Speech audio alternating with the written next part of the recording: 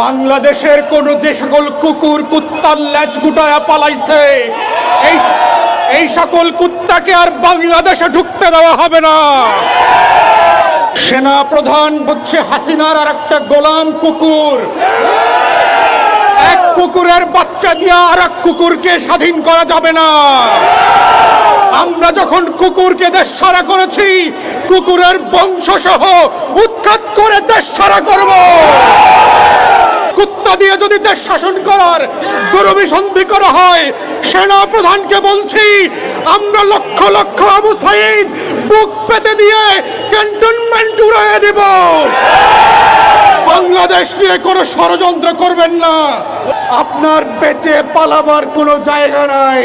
আপনার অপশন হচ্ছে দুইটা, বাংলাদেশের কারাগারে থাকবেন নাকি বেলজিয়ামের কারাগারে থাকবেন। আপনাকে সিদ্ধান্ত নিতে হবে।